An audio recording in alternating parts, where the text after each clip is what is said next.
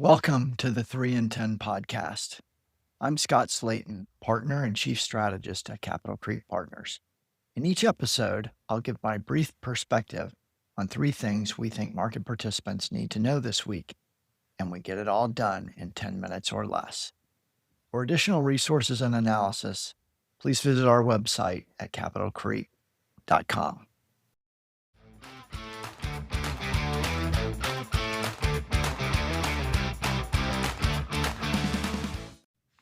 Welcome to the 3 in 10 podcast for Friday, January 2nd, 2026. We're recording at 1 p.m. Eastern Standard Time. I am your host, Scott Slayton, Chief Strategist at Capital Creek Partners, and I would like to wish all of our clients and listeners a happy 2026, Happy New Year. Number one, the exploding costs of cybercrime. We're going to delve into the dark side of digital progress later on in the pod. Number two, Cotality home price data, disinflation on the home front. Some good news there. And number three, we're going to touch on market highlights from 2025. What were the big winners? What were the losers? What were some of the common themes? So back to number one, cybercrime. I read a great report from JP Morgan on cybersecurity over the holiday. It was entitled, The Digital Future Under Threat. Lots of great charts and tables and data on what's going on with cybersecurity. But cybersecurity, or the lack of it today, is now a top 5 global risk, according to CIOs surveyed by the World Economic Forum. The costs of cybercrime and fraud are escalating rapidly and becoming a significant tax on nation states and corporations, especially in the U.S. Critical infrastructure and financial stability are increasingly vulnerable to cyber attacks. The growing sophistication and frequency of cyber attacks are escalating via artificial intelligence. 76% of chief information security officers feel at risk of experiencing a material cyber attack in the next 12 months. 35%, more than 1/3 of smaller corporations consider their cyber defenses inadequate. That's a 7-fold increase from just 3 years ago. So artificial intelligence is powering these attacks, the increase, and cybercrime is becoming more powerful, more pervasive, more scalable, and cheaper as a result of artificial intelligence. And nation states like the sinkers, China, Iran, North Korea, and Russia are at the forefront of not just attacking other nation states, but attacking corporations, primarily U.S. corporations, because of course that's where the money and the information is. So these nation states, the sinkers, are fomenting disinformation, they're increasing sabotage, and they're working to destabilize global democracies. That's their top goal. And as I looked at the data, it just occurred to me that spending on cybersecurity, whether we're in recession, whether we're in a boom, it just doesn't matter. Spending on this category is going to grow for years and years to come. So I decided to take a look at some of the major stocks like CrowdStrike, Palo Alto Networks, Zscaler. And I even looked into some of the ETFs that aggregate all of these companies together. And what surprised me was very poor performance by these companies that have this hurricane-style tailwind at their back, yet the stocks did not perform well. The ETFs were up anywhere from 6 to 10%. The big 3 stocks, middling single-digit performance. So I looked at the valuations and an aha moment. Of course, all of this was discounted.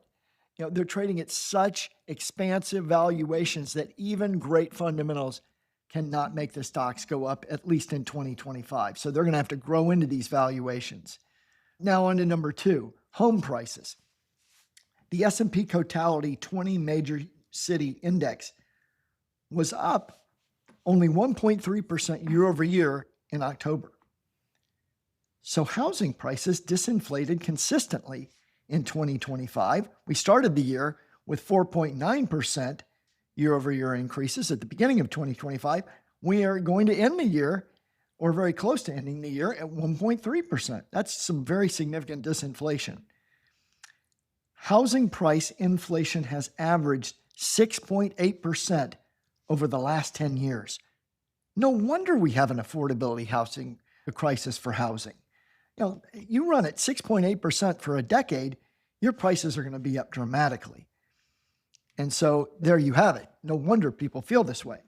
High mortgage rates, on the other hand, have worked to reduce house price inflation. We've been in a housing recession. We're going into the 5th straight year of a housing recession in the United States. And owner's equivalent rent, the infamous OER, which goes and factors heavily into CPI and core PCE, fell to 3.4% in November.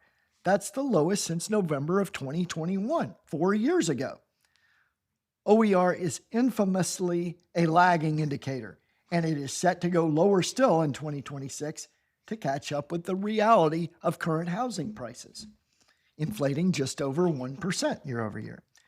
So I think this is very good news for inflation, for the U.S. consumer, for bondholders, and for home buyers.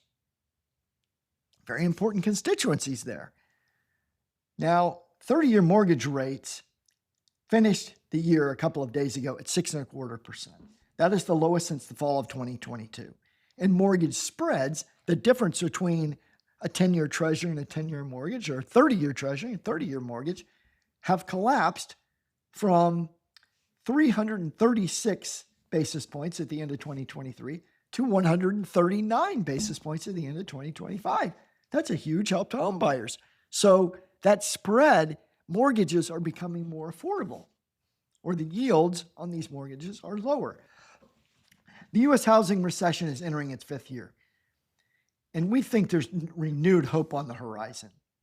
There have been many household formations in the last 5 years. There's huge pent-up demand for housing.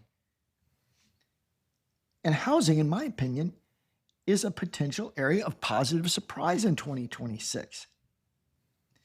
So now on to number 3. What were the highlights of the year?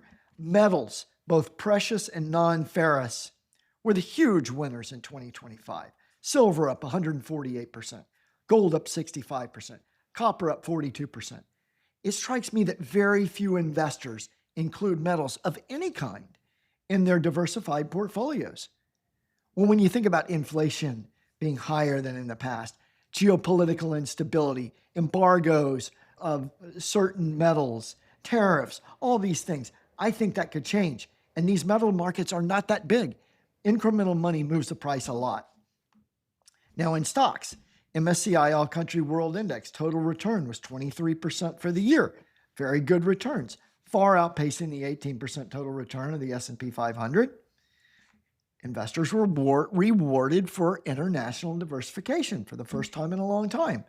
To underscore this, the MSCI All Country World Index ex-USA was up 29.3%. China technology stocks up 35%. China headline index up 33%. So for the second year in a row, China outperformed the US in equities. I can't remember the last time that happened. And remember, they did it without correlation. So it's even more valuable performance. Bitcoin was a dog in 2025, down 6.5% with a lot of volatility, trounced by gold. Brent crude oil was the worst performing major asset, down 18.5% on structural oversupply. And I'm going to reiterate that word, structural. There is nothing changing about this. The world has too much. Oil's probably going down again in 2026 and is highly likely to be an underperforming asset. Now the dollar, the US dollar reserve currency, the dollar index, the DXY was down 9.4% in 2024, a huge decline for the world's reserve currency. Some good news here. The Barclays US Ag fixed income index finished up a respectable 7.3%. That's the best year since 2019. So we wish our listeners another prosperous year in 2026 And as we always say, do the work, endure the pain of gain, and have investment courage.